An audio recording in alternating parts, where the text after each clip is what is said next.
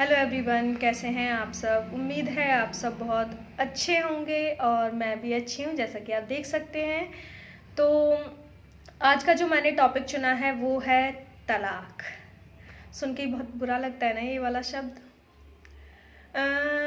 बहुत ही ज़्यादा बुरा हो, मतलब जब ये शब्द ज़िंदगी में आता है ना, तो ऐसा लगता है कि मौत आ रही है। मौत से भी ज़्यादा दर्दनाक होता है। और क्योंकि मैंने अपनी ज़िंदगी में इस शब्द को फील किया है, महसूस किया है, तो इसीलिए मैं अपना एक्सपीरियंस शेयर कर मैंने सोचा कि क्यों ना मैं अपना एक्सपीरियंस इस टॉपिक पे शेयर करूं। तो सच में इतना ज़्यादा दर्द इस शब्द से इतना ज़्यादा दर्द होता है ना, जैसा कि शब्द ही दर्दनाक है, वैसा ही इसका जो रिएक्शन होता है ना हमारे अंदर, हमारे दिमाग पे, वो मौत से भी ज़्यादा बुरा होता है। आप सबने खैर मेरी हालत देखी ही थी उस वक्त पे, लेकिन हाँ अब बुरा नहीं लगता मुझे। और खैर ये जब मेरी ज़िंदगी में हुआ तो मैंने सबको खुल के इसके बारे में बात करी। मेरे साथ जो भी हो रहा था मैंने खुल के इस टॉपिक के बारे में बात करी। मैंने देखा है अधिकतर लड़कियाँ इस चीज़ को ना छुपाती हैं, नहीं ही सबके आगे बोल पाती हैं। मैं बहुत लड़कियों को देखती हूँ, और जैसे डाइवोर्स चल रहा होता है या हो जाता है तो वो ना बताती नहीं है, खुद को सिंगल ही बोलती हैं। मैं उनको गलत नहीं बोल रही, लेकिन जो भी है हमारी ज़िंदगी में जो भी होता है हमें उसको बोलने में कोई प्रॉब्लम नहीं होनी चाहिए। हाँ हुआ है यार, हमने गलती नहीं करी है, ऐसा नहीं है कि हमारी गलती की वजह से ऐसा हुआ है। तो अपने आप को, इसका मतलब अगर हम इस चीज़ को छुपा रहे हैं या नहीं बोल पा रहे हैं, इसका मतलब हम कुछ गलती कर रहे हैं या हमने कुछ गलत किया इसीलिए हम छुपा रहे हैं।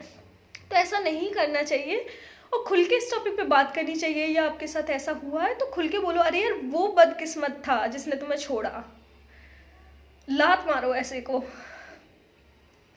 आज बोलती हूँ मैं, सच में आज बोलती हूँ, क्योंकि मैं अपना पर्सनल एक्सपीरियंस आप लोग को बताऊँ ना, तो जब ये मेरी ज़िंदगी में ये चीज़ हुई, ये शब्द आया, तो टूट गई थी, क्योंकि बहुत ज़्यादा प्यार करती थी और आज उतनी ही नफ़रत करने लगी हूँ। ये हकीकत है कि आज जितना प्यार था उतनी ही नफ़रत है आज दिल में। और इतने सारे सवाल हैं ना मेरे दिल में, मैं चाहती हूँ वो लोग मुझे जवाब दें, और मुझे जब भी मिलेंगे ना कसम से मैं उनसे मुंह पे पूछने वाली हूँ। क्योंकि मैं उनसे पूछती हूँ ना, कोई मुझे रिप्लाई तक नहीं करता है। मैंने अपने हर सवाल का जवाब पाने की कोशिश करी। मैंने अपनी mother in law, father in law, अपने हस्बैंड, इवन सबसे बात करने की कोशिश करी कि वो लोग कॉल का तो वो रिप्लाई नहीं देंगे, उनको लगेगा कि मैं प्रूफ बनाने के लिए कॉल कर रही हूँ, लेकिन मेरे दिल में जो सवाल है इनका जवाब मुझे चाहिए। क्यों?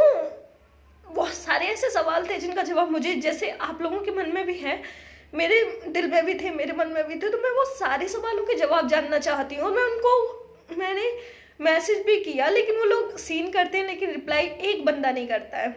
मैं एक और आपको बताती हूँ, 1 महीने पहले, लगभग 1 सवा महीना हुआ होगा, और ये बात मैं बोलना नहीं चाहती थी, बट उन लोग की घटिया हरकत मैं आप लोग को बताती हूँ। मेरे हस्बैंड का मुझे मैसेज आता है कि उससे पहले मैंने उन लोग को कोई मैसेज नहीं किया था, कोई बात नहीं की थी। बाद में हाँ मैंने अभी भी, मैं क्योंकि मेरे दिल में बहुत सारे सवाल हैं, तो मैंने उनको अपने सवाल जानने के लिए कोशिश करी कि वो मुझे रिप्लाई करें, लेकिन उन्होंने कुछ भी नहीं किया। मेरे हस्बैंड का मैसेज आया था, मैं आप लोग को बताती हूँ, 1.5 महीने पहले। तो वो मुझे बोलते हैं कि नेहा, क्या हम अपनी ज़िंदगी में सब भूल के, क्या तुम फिर से आगे बढ़ सकती हो, क्या उम्मीद है कोई? मेरा एक ही जवाब था, क्योंकि मैं बहुत ज़्यादा प्यार करती थी। और सच में जब ये मैसेज मेरे पास आया था ना, लिटरली आंखों से आंसू चल रहे थे ये मैसेज पढ़ के। मेरी एक दोस्त थी मेरे पास में, सॉरी 2-3 दोस्त थी मेरे पास में, एक ही नहीं थी उस वक्त पे, 2-3 दोस्त थी मेरी। मैं वो मैसेज पढ़ के लिटरली रोने लगी थी, क्योंकि एक उम्मीद मेरे दिल में जगी उस मैसेज को पढ़ने के बाद में। एक उम्मीद जगी कि शायद मेरे हस्बैंड के जो गलती है शायद रियलाइज़ हुई है, और वो मैं सच में माफ़ कर देती। वो मैसेज पढ़ने को मैं सच में रोने लगी कि यार मेरे हस्बैंड ने मुझे मैसेज किया है। और मेरा, जब भी मैं साथ में रही, अभी अभी अभी अभी, बस पूरा टाइम मेरा अभी अभी रहता था। तो जब मैसेज आया मैं लिटरली रोने लगी। मेरे को सबने समझाया उस वक्त पे, मेरी जितनी भी दोस्त मेरे साथ थी सब ने मेरे को समझाया कि नेहा ये उसकी चाल है, समझ इस चीज़ को। मैंने बोला यार अगर वो अपनी गलती रियलाइज़ करेगा तो मैं माफ़ कर दूँगी। और मैंने उसका तुरंत रिप्लाई किया। मैंने किसी से भी ना बात, अपने मेरे पेरेंट्स को पता भी नहीं था, मैंने बहुत लेट उनको बताया, मतलब 3-4 दिन बाद उनको बताया कि ऐसे ऐसे मेरे मतलब हस्बैंड का मैसेज आया है। क्योंकि जो भी डिसीज़न होता है मैं अपनी डिसीज़न खुद लेती हूँ। तो मेरे हस्बैंड को मैंने रिप्लाई दिया, उनका मैसेज सीन करने के 3-4 घंटे बाद रिप्लाई आता है, ठीक है। ऐसे ही करके हमारे बीच में काफ़ी कई दिन तक हमारे बीच में बात हुई। लेकिन जैसा कि मैं बता रही हूँ, मैं रिप्लाई तुरंत करती थी, वो 3-4 घंटे बाद रिप्लाई करते या एक दिन लेट रिप्लाई करते। तो मैं समझ गई थी, क्योंकि मैं उनके साथ में 7 साल बिताए। वो एक वर्ड अपने पापा से पूछ के टाइप कर रहे थे। मेरे को बहुत ही वो लगा। मैंने बोला अभी आप 40 साल के होने वाले हो, क्या अभी भी आप उनसे एक अपनी ज़िंदगी का एक चीज़ उनसे पूछ के टाइप करोगे क्या? कहते हैं मैं उनकी इज़्ज़त करता हूँ। क्या मैं अपने पेरेंट्स की इज़्ज़त नहीं करती? मेरी ज़िंदगी है, मैं इतनी बड़ी हूँ कि मैं अपने फ़ैसले ले सकूँ, इसमें पूछने की ज़रूरत नहीं होती है।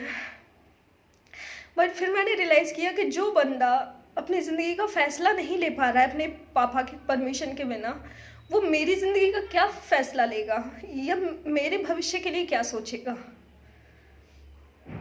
और फाइनली उनका रिश्वत जो भी मैंने जैसे आप लोग को बताया था, फिर उनका जो रिश्वत थी, पैसा जो भी वो भर रहे थे थाने वाने में, जहाँ भी भरा उन लोगों ने, उनका काम करने लगा। तो मेरे हस्बैंड ने फिर मेरे से बात करना बंद कर दिया।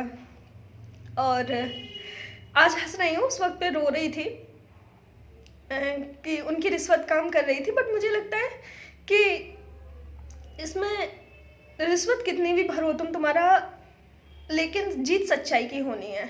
और मुझे पता है कि क्योंकि मेरे पास इतने ज़्यादा प्रूफ है ना कि वो लोग चाह के भी मुझे नहीं हरा सकते। हाँ, अगर वो मेरे से एक बार भी बोलते हैं ना कि सॉरी नेहा, हाँ हमने गलत किया, तेरे साथ में तेरी कोई गलती, ये तो वो मेरे हस्बैंड ने थाने में भी बोला था कि कोई गलती नहीं है, तो बिना गलती के ये सज़ा पाना तो मैं माफ़ नहीं करूँगी।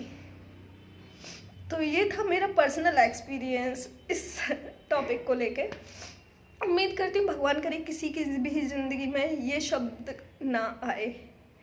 सच में बहुत दर्दनाक होता है, ऐसा लगता है हमारी सारी हड्डियाँ टूट गई हैं। हम पूरे ही शायद मौत तो नहीं देखी है, लेकिन शायद मौत से भी ज़्यादा दर्दनाक होता है ये था तलाक। तो आज मैंने इस टॉपिक पे खुल के बात करी। और भाई अब ज़्यादा बात नहीं करना चाहती क्योंकि वीडियो बड़ा हो जाएगा और मैं अपलोड नहीं कर पाऊँगी, इसीलिए बाय गाइज।